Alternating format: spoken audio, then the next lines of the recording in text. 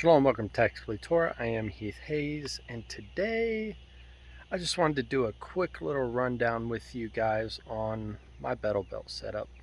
It's pretty simple, it's pretty straightforward, kind of got wrapped up in the idea of ounces equal pounds, pounds equal pain, and it remains true today. I really do stand by that, especially on this thing. But I've got some really good stuff here, and I think you might appreciate it. So I'll go ahead and turn this screen around and give you guys an opportunity to take a look at what we got. All right, so what we have here is my belt. It's solid, it's rigid, it's all the things that you want in a belt. It's got the hook material lining the inside of it.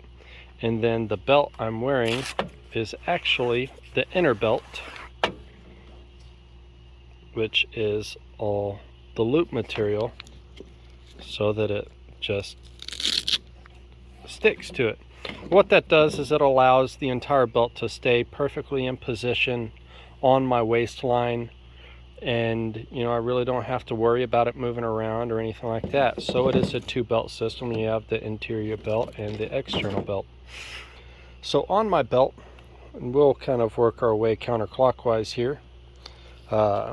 You see, first I have these are S-Tech mag pouches. They're awesome.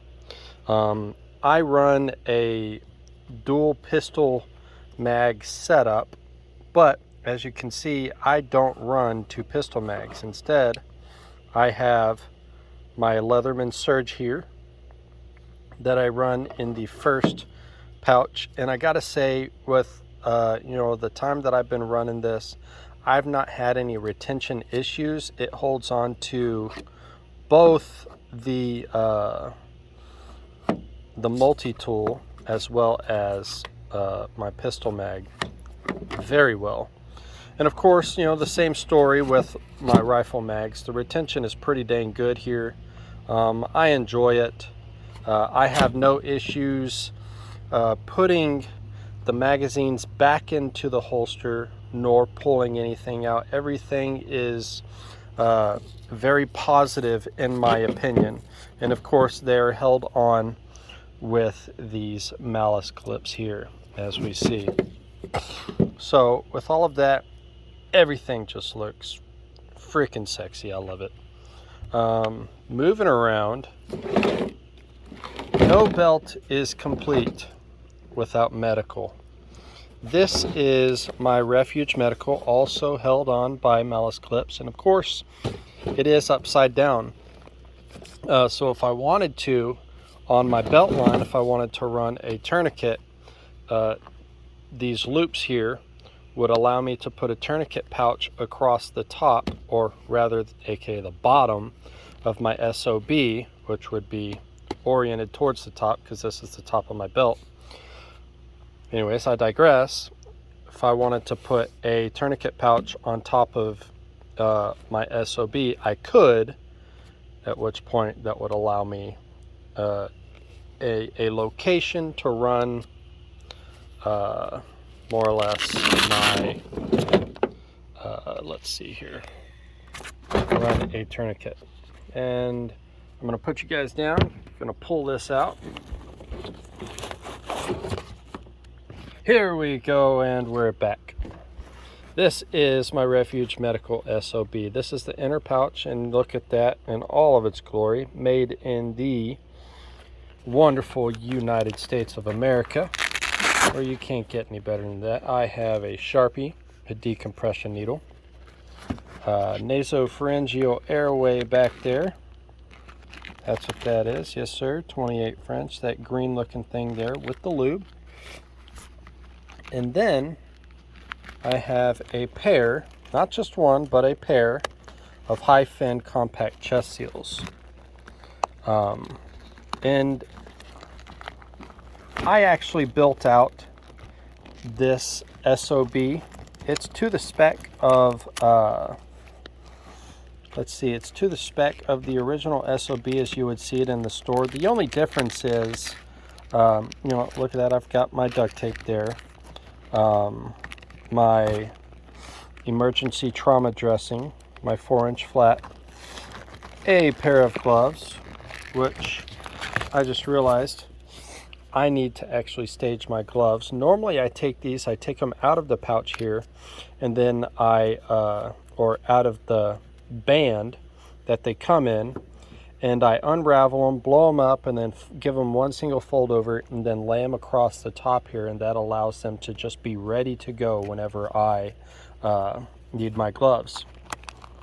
And of course I have, oh that's right, the difference between this and the regular SOB is really, this is a standard quick clot, whereas the regular SOB comes with a military, what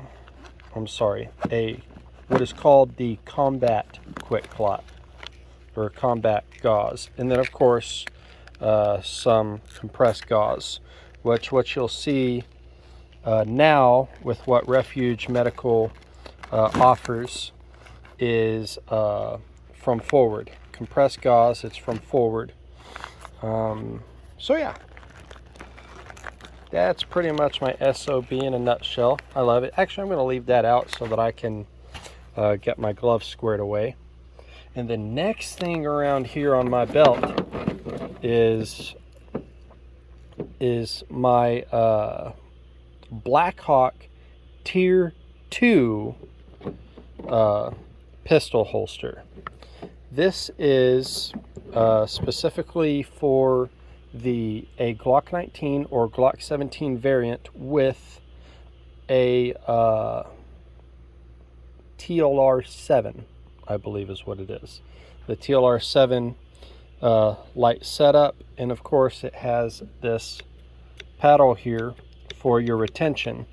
So whenever you come across the top to grab the handle of your pistol, all you have to do is to press that with your thumb and then pull the pistol out, and it's very ergonomic, straightforward, good to go. This is a mid-drop, and of course I have the elastic band that goes around my leg to keep this from moving around, or you know, when you have a setup like this and you don't utilize the band and you go to essentially deploy your weapon, that can cause this number to where the holster actually kicks out whenever you go to deploy your weapon, or remove the weapon from the holster rather. So that's it. So this is a Krydex belt. I literally got it for $52 off of Amazon, and I gotta tell you, it has been incredible.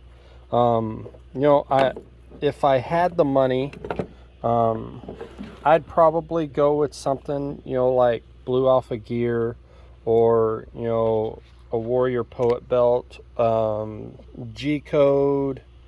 You know, there's so much good gear out there, and this one kind of flew more or less under the radar. You know, there's so many different belts like this out there that you almost just can't go wrong, as long as you get it right on the inner belt, which that's the downfall for me, is the inner belt on this entire belt system. Now again, it's a great belt, I just don't like the inner belt. So if I were to do it again, or actually what I'm thinking about doing is just finding a new inner belt and just continue running the same outer belt setup, because it works for me. I do have a brother who is smaller waisted than me. This is a small, and you know, hence the reason why I've got such little slack there, and I do keep that secured. But with all the running around and everything that I've done in this belt, you can tell it's been used. I've beat it up and everything like that. It's just freaking solid. You know, our last training, we did a basically a flanking maneuver, and in order to execute the flank, myself and the other guys that I was with, my brothers, we had to do more or less a 500-yard sprint to location so that we could establish and set up the flank while our other team laid down a base of fire. So it was a really cool thing, but man, this thing was flawless. It didn't run around, it didn't jump around on me or move or anything. I've had literally no issues with any of that. It's very comfortable. It's not cumbersome at all in any way, shape, form, or fashion. And I just think that's the nature to this type of belt. Regardless of what brand you go with, whatever you choose, if you want Blue Alpha gear, great. If you want to go get Warrior Poets belt, super cool. You know, I just don't think you're gonna be wrong. Even Eagle Industries has an awesome belt as well. You know, I feel like they're all just really kind of good, and you're not gonna find anything even in the $50 price level like this Chinesium. I gotta say, this is one that's just really surprised me, and I've been really impressed with. And you know, I should probably opt for a larger size, you know, so that I can get that molly all the way up to here and a little bit more length in the band. But beyond that, it's been solid. It's been a great belt. And of course, the winner here is my SOB, my medical, you know, because you can't operationally do operational things like an operator without medical. And for all of those things that you want, you know, your medical needs, keep Refuge Medical in mind. I'm biased because I work there. But anyways, it is what it is. Guys, I hope that helps you. I hope you like my setup. It really doesn't matter because I like it and it works for me. Get out there, train, use your gear, and shalom.